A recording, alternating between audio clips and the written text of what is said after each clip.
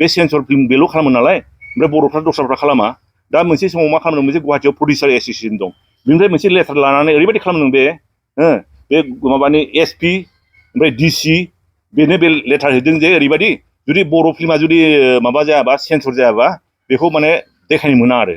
गावहाथ' censor जाबाय नालाय गावना देखायनो मोनगोन दा बे एकदम माने बिराद सेल्फिस खामानि जादों आरो बे गाज्रि खामानि जादों बे जायनि दारै ओरैबायदिमोन जे माने गावनि फिल्माल' पाब्लिकजों देखायजानांगौ दस्राफ्रा माने बन्द' जानांगौ बा जेलाव थांनांगौ बा माबा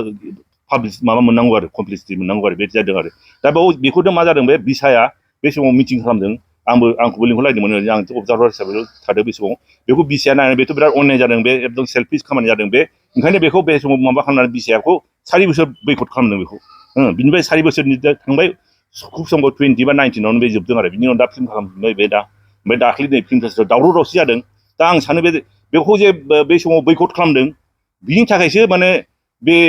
रिभेन्स हिसाबैसो माने रिभेन्स हिसाबैसो लानानै बे दा बेबायदि बुंला बुंलि खालामदों नामा आं डाउटफुल आरो बेबायदि आरो सानदां आरो बेबायदिनो दा बेखौ जों दा जेखि मिथिला रायजोफ्रा एसे माबा माने रायजो राजाफ्रा